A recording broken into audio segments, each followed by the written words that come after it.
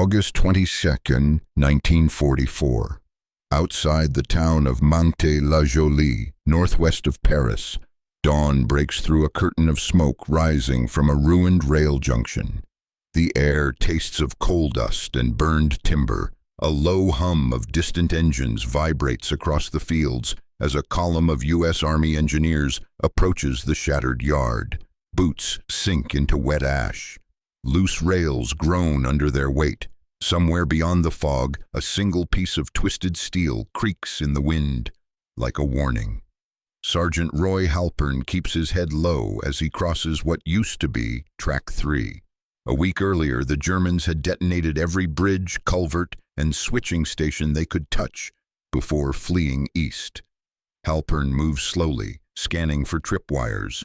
The wreckage is still warm. His gloved hand brushes the ground near a crater rim, lifting a handful of jagged ballast that crumbles like charcoal. He signals to Corporal Bennett behind him, and the squad spreads out across the yard. A rumble echoes overhead. For an instant, helmets tighten as men brace for a Luftwaffe strike, but the engine note resolves into the deeper growl of a C-47 transport passing west to east.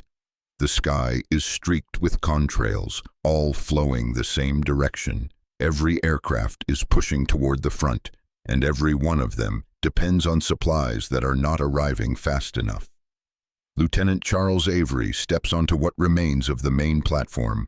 The boards are shattered, the roof collapsed, but he kneels anyway, tracking lines on a grease-smudged map pinned beneath his hand. A dozen red circles mark destroyed bridges feeding into the Seine. Avery taps one of them with a pencil.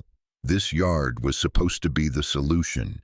Now it is another problem choking the Allied advance. In the distance, the muffled thud of German artillery lands well beyond the river, harassing fire, nothing more. The Wehrmacht is too far gone in this sector to mount a real counterattack, but the engineers have learned to expect danger even when the front feels quiet. Halpern pauses, listening. Another blast, farther away this time, just enough to unnerve the new guys.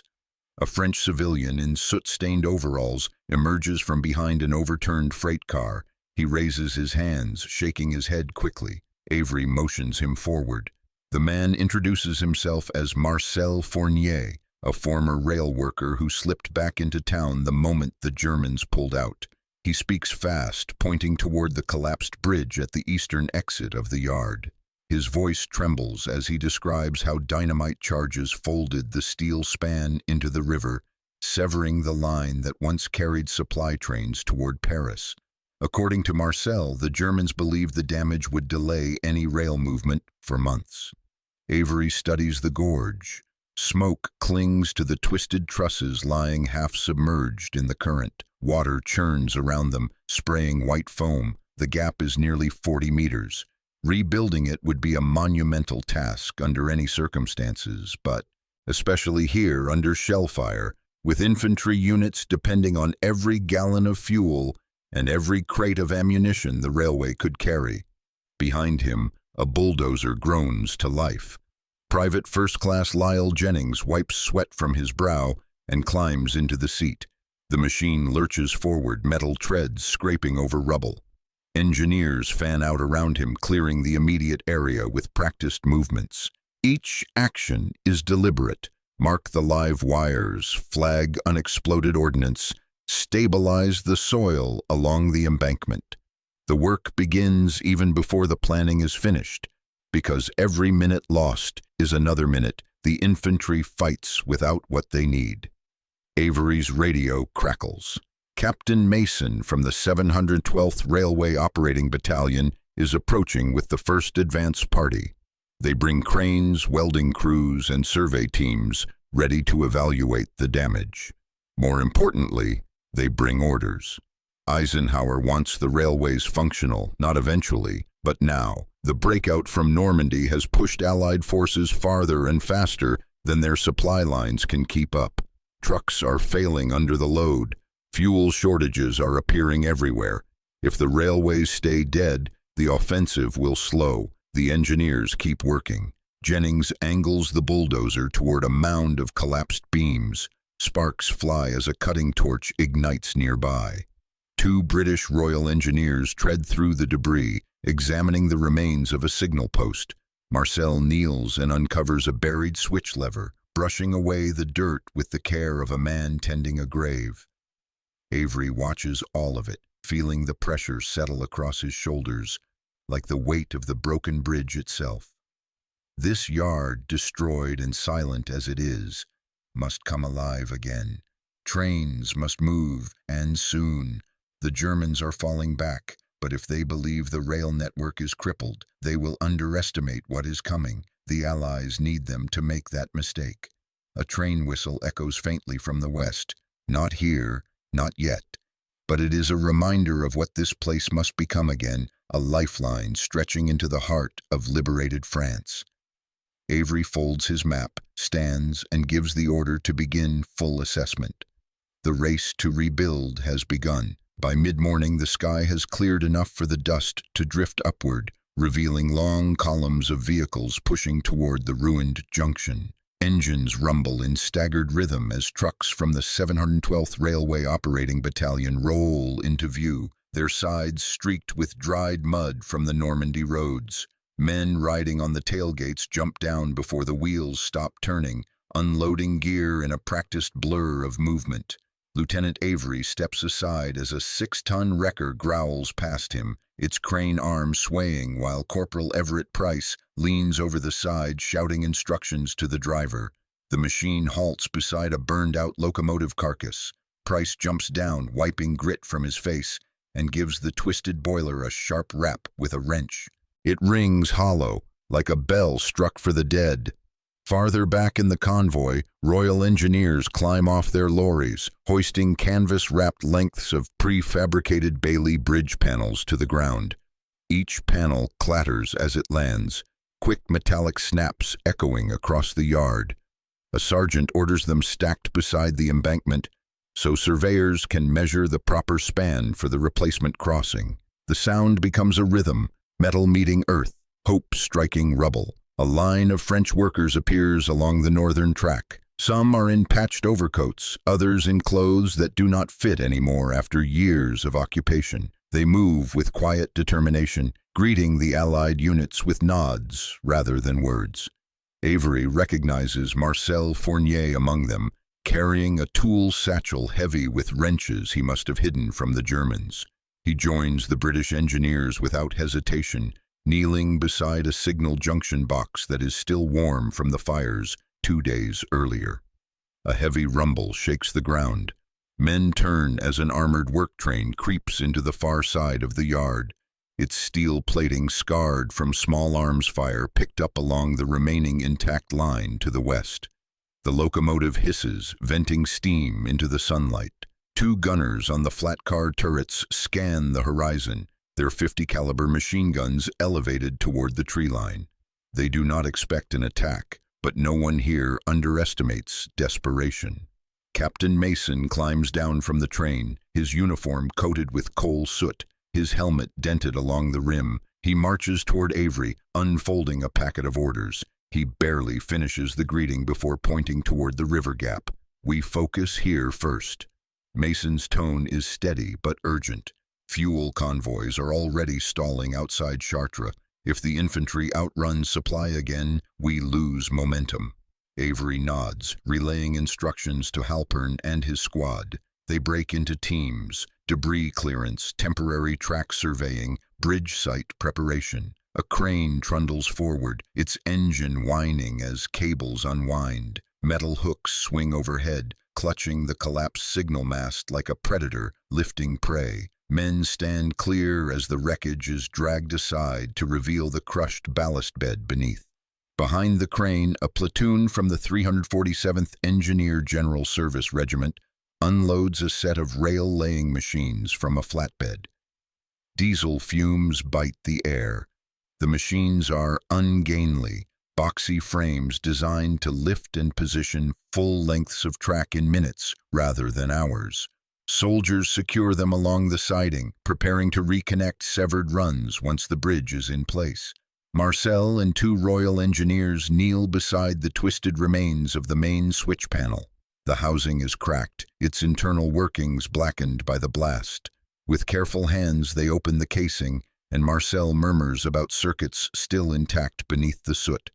A British corporal hands him a pair of wire cutters. Marcel takes them with a short nod, his face tightening as if reclaiming something stolen from him years before. A sudden burst of wind stirs dust across the yard. Men look up to see a small flight of P-51 Mustangs slicing overhead at low altitude, their engines sharp and confident. The sight draws a ripple of relief. As long as the fighters watch the sky, the engineers can work without fear of a sudden dive-bombing run. Welder crews ignite torches, bathing the rubble in harsh orange light. Sparks scatter like fireflies as they cut through rails bent into impossible shapes. Jennings returns with the bulldozer, its blade pushing aside timber, stone, and the remains of shattered freight cars. The machine roars forward again and again until a clear path emerges from the yard's western approach down to the embankment. Captain Mason surveys the growing movement. Everywhere he looks, men are working at full stride, clanking steel, hissing torches, shouted commands rising through the smoke. A rail yard that an enemy believed would remain dead for months is beginning to stir with purpose. But purpose is not enough. What lies ahead is a task measured in miles, not meters. Bridges must rise from rivers. Tracks must snake again through fields still mined. Every hour counts as the front continues to move east, hungry for the supplies that only these rails can deliver. By early afternoon, the engineers push toward the riverbank carrying the first Bailey components. The reconstruction is no longer a possibility, it is underway. By late afternoon, the river glints with harsh reflections of sun and smoke as the engineers gather around the collapsed span. The water rushes beneath them in a steady roar, carrying fragments of the shattered bridge downstream. Where steel once arched over the Seine, only jagged stumps remain. The gap yawns like an open wound. To most eyes, it would look like weeks of work. To the Allied engineers, it is a challenge measured not in time, but in determination. Captain Mason steps onto the makeshift survey platform the men have built from salvaged planks. He braces against the wind, calling out measurements to Sergeant Halpern below. Halpern records each number in a notebook streaked with oil, his pencil scratching fast and sure. A gust carries the smell of wet metal and river silt across the embankment as more crews arrive with Bailey bridge panels stacked 2 men high. Lieutenant Avery watches the preparations with attention that never leaves his shoulders. He can feel the clock pressing down on them. Reports from the front say armored divisions are burning through fuel faster than predicted. Artillery batteries are rationing shells again. Every additional mile the infantry advances costs another hour, another gallon, another crate. Without the railway, the entire push toward Paris risks slowing to a crawl. The first Bailey panels are laid out on the ground in long, gleaming rows. Teams of British and American engineers move among them, slotting together the prefabricated sections with heavy steel pins the size of rifles. Corporal Bennett drives one of the pins through a joint with a hammer, each strike ringing across the river gorge. The Bailey system is simple, rugged, and ingenious. Modular, strong, and built to go up fast under fire. Mason looks across the span again. The far embankment is steep, cluttered with broken stone and the remains of the bridge's eastern support. A squad climbs down the slope carefully, probing the earth for mines the Germans might have buried during their retreat. After a tense half-hour, they signal back across the gorge. Clear. The work can go forward. The river churns loudly as the first launching nose is assembled. The structure rises from the bank like a metallic spine reaching out over the water. Jennings positions the bulldozer near the edge, anchoring the base with packed earth as men sweat under the weight of the panels. Hands grip cold steel, boots slip on mud. Every movement is deliberate, every breath a reminder of the drop into the current below. On the ridge overlooking the bridge site, French civilians gather silently. Some carry old railway tools, Others simply watch, wide-eyed, unable to believe the speed with which the Allies move. A boy in a dirt-stained cap counts each panel out loud. When he reaches 10, he glances at the adults around him as if to confirm that what he sees is real. Above the valley, a distant engine whines. Avery freezes for a split second, listening. The sound grows louder, slicing downward through the wind. Mason shouts for the men to hold their positions. Eyes scan the sky, searching for the glint of an enemy aircraft. Then two P-47 Thunderbolts sweep into view, banking low over the river. Their pilots waggle their wings before roaring off toward the east. The tension drains from the men like water from a cracked canteen. The Luftwaffe remains a threat, but Allied control of the air offers precious security. As evening shadows stretch across the valley, welding crews begin reinforcing joints along the bridge's leading edge. Sparks cascade into the twilight, mixing with the drifting ash from earlier fires. A generator thumps steadily behind them, powering the lamps that cast white cones of light onto the structure. Night work is unavoidable. No one mentions sleep. Halpern climbs onto the half-finished span, checking each fastening point. The steel vibrates faintly underfoot, but the frame holds. He calls down to Bennett to feed him another panel. Below, Bennett and two French workers brace themselves and push the new section upward. Muscles strain. The panel rises inch by inch until Halpern and a Royal Engineer grab hold, pulling it into place. Avery walks the length of the embankment, watching each crew. He sees Jennings clearing a secondary path for supply trucks. He sees Marcel tightening bolts with the same tools he hid from occupying forces for years. He sees men from 3 nations working side by side, not caring whose. Hands grip which beam as long as the bridge grows one length farther over the river. At midnight, the launching nose reaches the far bank. A cheer rises from both sides of the gorge, echoing against the darkened hills. Mason orders the final sections to be locked in, reinforced, and leveled. The bridge must bear locomotives, not just men. Every crossbeam is double-checked. Every bolt is torqued until no more movement can be coaxed from the steel. By the time the last lamp burns low, the Bailey Bridge stands complete, spanning the river with a rigid, gleaming resolve. The water rushes beneath it, powerless now to stop the advance of iron and steam that will soon thunder across its surface. Avery steps onto the deck and listens to the creak of settling steel. Dawn is still hours away, but he can already see it, the first locomotive pushing across this brand new spine, hauling the supplies that will feed the liberation of France. And somewhere east of here, German commanders who believed the railways were ruined will learn how wrong they are. The first light of dawn spills over the river like a pale ribbon, revealing the Bailey Bridge in its completed form. Dew clings to the steel panels, catching the sunrise in small, glittering beads. The engineers stand along the embankment, rubbing tired eyes and stretching stiff shoulders. No one slept. No one wanted to. They built the bridge in a single night, and now it waits, humming softly with the promise of movement. Lieutenant Avery steps onto the deck again, testing the alignment with slow, deliberate strides. Each step echoes down the frame. No tremor, no shift. The structure holds steady against the morning breeze sweeping up the valley. Below, the river roars in steady defiance, but the bridge stands unmoved. Captain Mason meets him at the midpoint, holding a clipboard and a crumpled packet of orders. His voice is rough from hours of shouting, but his eyes burn with urgency.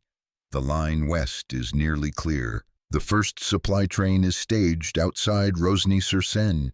Crews are finishing the last connection by the yard. If all goes well, within an hour the locomotive will push forward. Avery nods, though his pulse jumps at the announcement. So soon. The bridge is ready, but the weight of a locomotive is no small test.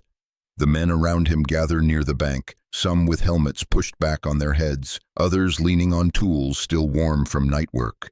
They exchange glances, equal parts eagerness and anxiety.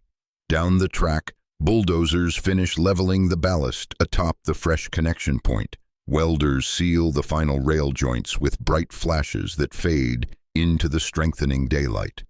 Corporal Bennett directs a team, laying the last length of rail, guiding it into place with hand gestures as precise as a conductor guiding an orchestra. A whistle sounds faintly from the west. Heads lift. Silence settles across the yard, broken only by the hiss of steam drifting ahead of the approaching engine. The sound grows louder, a deep rhythmic pulse carried on the morning wind. Then the locomotive appears around the bend, black and massive, its drive rods pumping like the heartbeat of a giant steel creature freed from the shadows. The French workers cheer first. Some remove their caps. Others simply stare, mouths trembling, overcome by the sight of a train returning to a rail line the Germans swore would remain useless for months. The locomotive slows, chuffing clouds of steam over the waiting engineers. Its tender is piled high with coal, and behind it stretch a row of supply cars loaded with fuel drums, ammunition crates, medical supplies, and rations wrapped under canvas. Sergeant Halpern walks beside the engine, his hand brushing the steel plates as if reassuring the machine. The engineer in the cab leans out, shouting above the roar. "Bridge ready?" Avery raises his hand in a crisp signal. "Cleared across." The locomotive inches forward. The moment its wheels touch the bridge, every man nearby holds his breath. The steel structure groans under the first impact, not in weakness, but in the living way metal announces its burden. The deck flexes subtly, then stabilizes. The locomotive creeps over the river, steam drifting down like fog as men crane their necks to follow its progress. Halfway across, the engine releases a sharp burst of steam. The sound rolls across the valley, echoing between the hills. The supply train continues onward, car after car, gliding across the newly forged spine. When the final boxcar reaches the midpoint, Halpern exhales a breath he had been holding since the locomotive first touched the deck. The bridge holds perfectly. When the last car rolls onto the eastern bank, a wave of cheers erupts from both sides of the river. Engineers pound each other's shoulders, French workers shout triumphantly, and Mason closes his eyes for one brief moment, letting the relief wash over him before snapping back into command focus. Avery watches the supply train disappear along the repaired line. Dust kicks up behind the wheels as it accelerates toward the front, where men who have been fighting through villages and fields will hear the distant whistle and know that help is finally coming. Another locomotive waits behind the bend, and another behind that. The Allies are ready to feed the advance 1 mile at a time, and now this railway, can carry the weight. Mason surveys the bustling yard. The Germans believe the rail network had been crippled beyond repair, yet within hours of completing the bridge, trains are already pushing east, carrying the lifeblood of war with a speed that defies enemy expectations. Avery turns to his men, voice hoarse but steady. Back to work. More lines need clearing, more bridges need laying. The first train has crossed, but the job is just beginning. They gather their tools, lift their packs, and move out. The rhythm of the railway has returned to France, and with it comes the momentum the Allies cannot afford to lose. While the second supply train rumbles eastward, and the clatter of steel fades into the growing day, a very different sound fills a dim operations room nearly 100 miles away. The town of Nogent-sur-Seine, still under German control, sits beneath a gray lid of morning haze. Inside a commandeered schoolhouse, Oberleutnant Friedrich Kornfeld stands over a cluttered table stacked with field reports, aerial reconnaissance photos, and intercepted Allied radio chatter. A runner bursts through the doorway, boots sliding on the dusty floorboards. He hands Kornfeld a sheet torn hastily from a signal log. Kornfeld reads it twice, jaw tightening. There is confirmation now. Trains are moving again on the Mantes sector. Not one, several. More than the wrecked infrastructure should allow. He steps toward the map pinned to the chalkboard. Red lines mark the railways the Wehrmacht demolition teams destroyed during their retreat. Many are thickly crossed out with black pencil labeled unbrauchbar, useless. The line across the Seine at Mantes-la-Jolie has 2 crosses drawn over it circled in red. According to German estimates, that single destroyed bridge was supposed to halt Allied rail traffic along that corridor for weeks. Yet this morning, scouts heard a whistle echoing from the west.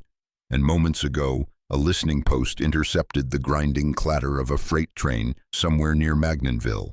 Impossible. The engineers who filed the demolition reports were certain the span had dropped cleanly into the river.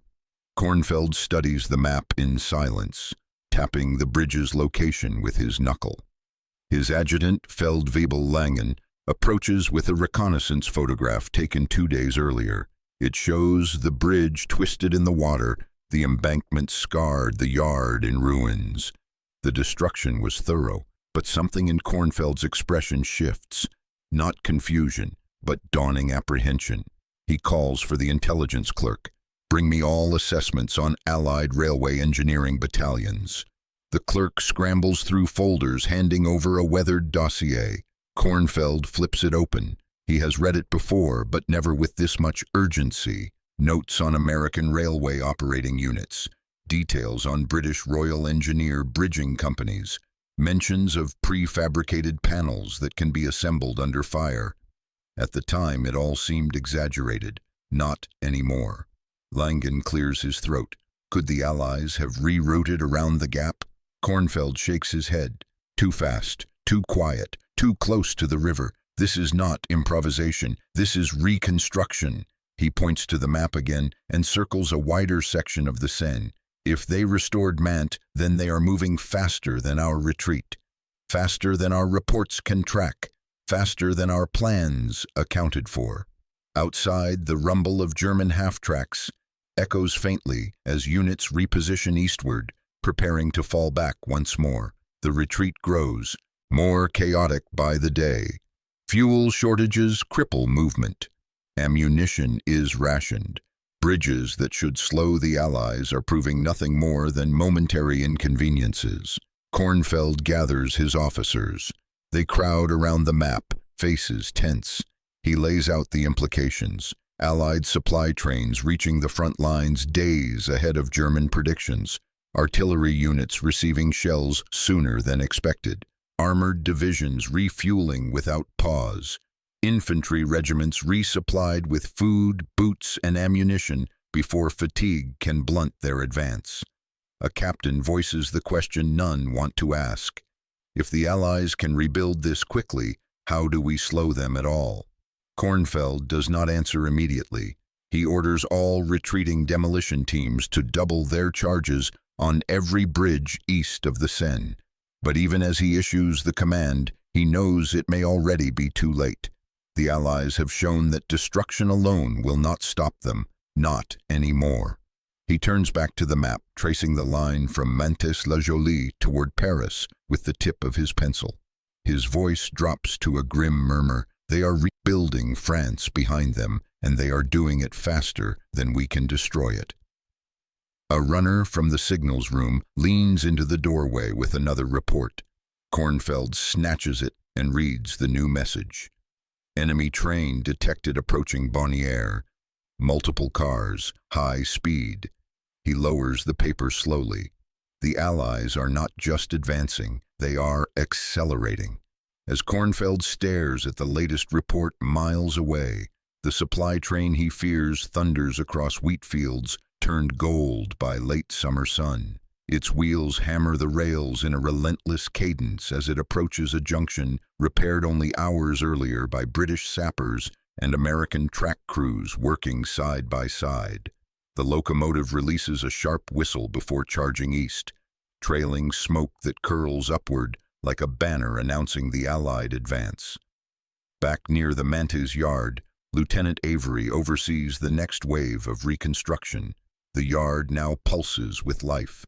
The once silent platforms shake beneath the movement of fuel drums, ammunition crates and ration boxes being transferred from truck to rail car. French workers sort cargo alongside American quartermasters, their hands moving with speed born of relief and determination. Avery moves along the recently cleared eastern line, checking the embankments the engineers reinforced after the first train crossed. Bulldozers have carved smooth paths where debris once choked the tracks. New signal posts, stripped from captured German stockpiles or hastily built from timber, rise at precise intervals. The scent of creosote from freshly cut ties hangs in the warm air. Captain Mason approaches with a folded map tucked beneath his arm. His face carries the exhaustion of days without rest, yet his eyes gleam with fierce momentum. Paris is nearly within reach, he says. Eisenhower wants rail supply pushing past the capital within days, not weeks. We press east until the French network becomes the Allied network. Avery studies the map. The advance lines stretch toward the Marne and beyond, forming a jagged spear piercing deeper into German-held territory. But each arrow of progress demands more: fuel, ammunition, spare parts, food, winter clothing, medical supplies. The trucks cannot carry it all. Only the railways can. The sun climbs higher, and with it rises the temperature. Heat shimmers above the steel rails.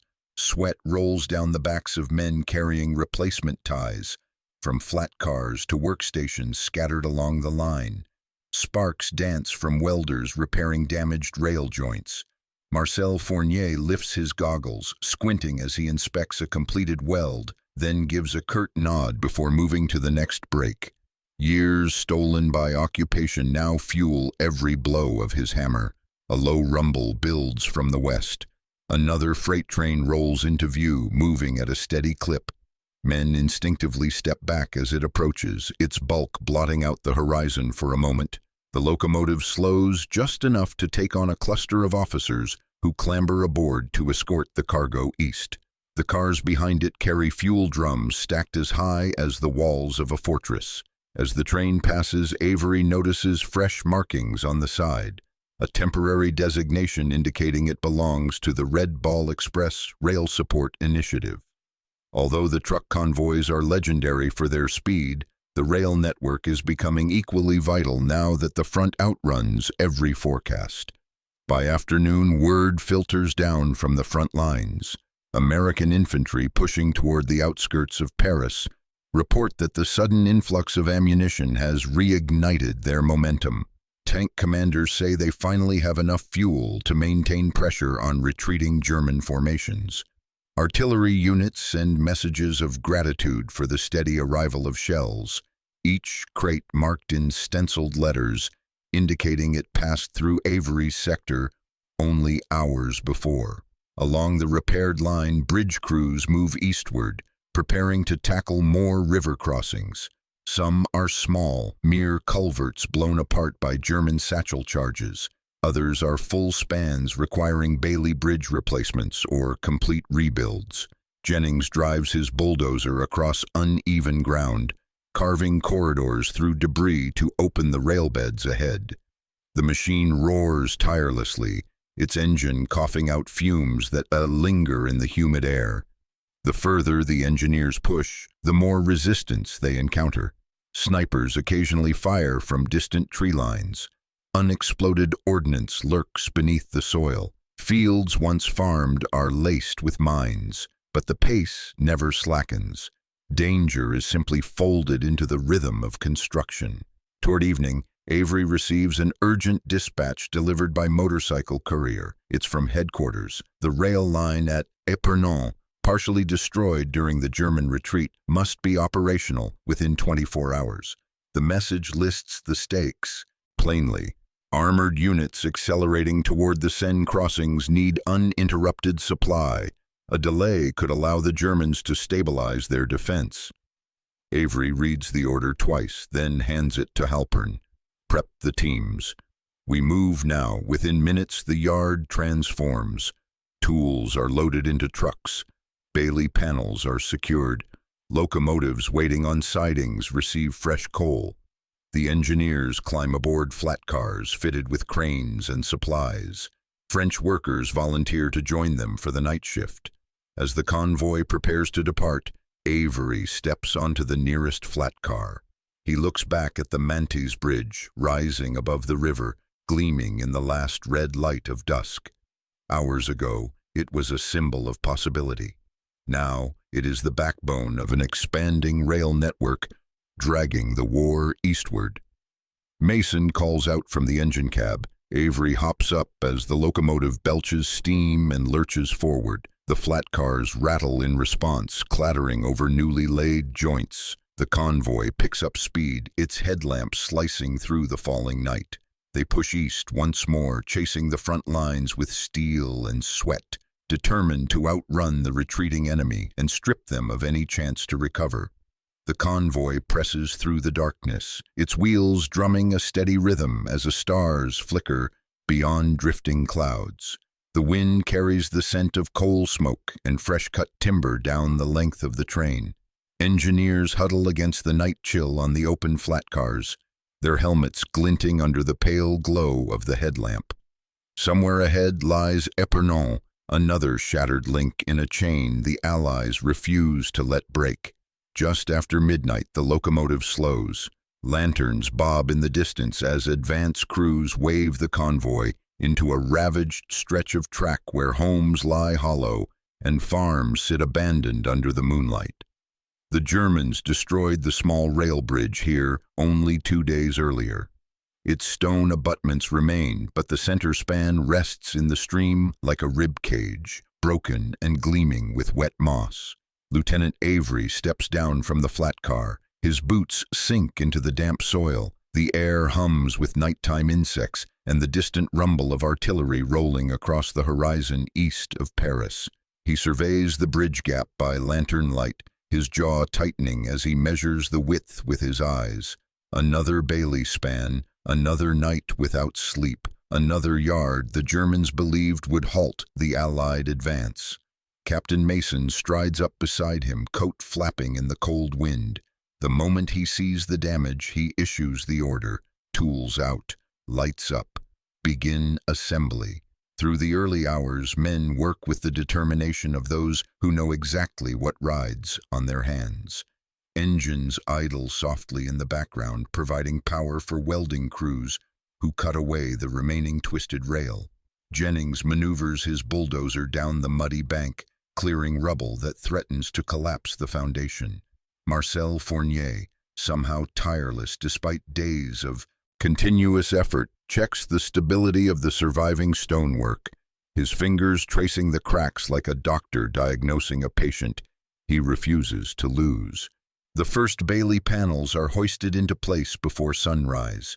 The men slide them along rollers, their boots scraping over gravel as they lift, pull, and pin each segment into a growing spine of steel that pushes over the stream. Lanterns sway on their hooks, casting warped shadows that shiver across the water. Every clang of a hammer strikes the air like the ticking of a clock. None of them can afford to ignore. By morning, the span is complete.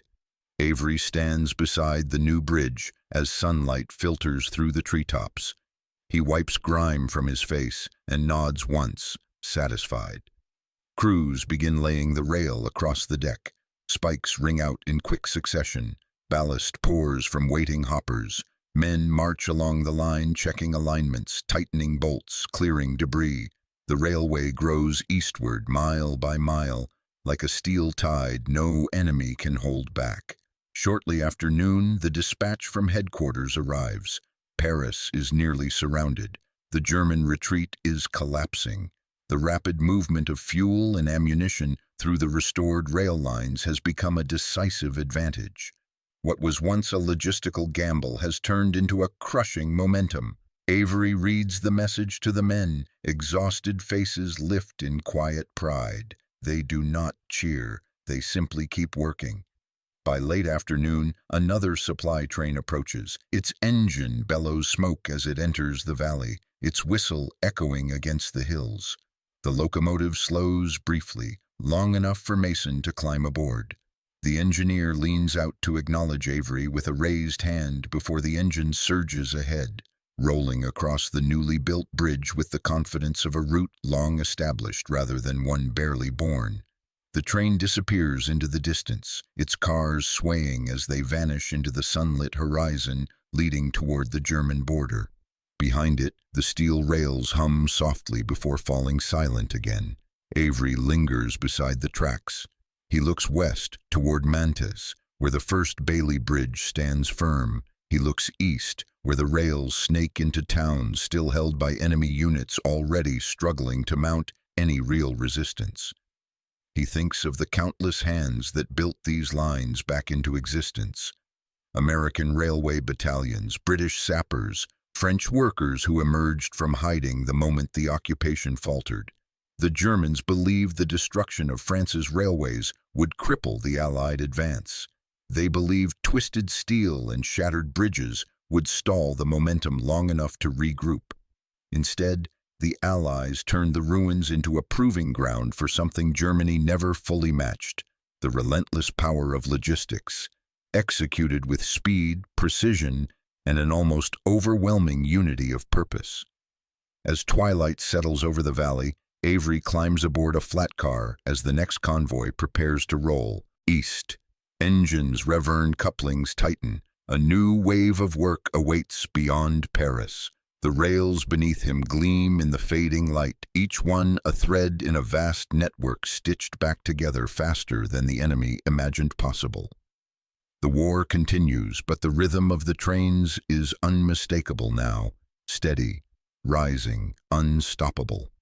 The line extends toward the frontier, carrying not just supplies, but the weight of liberation itself.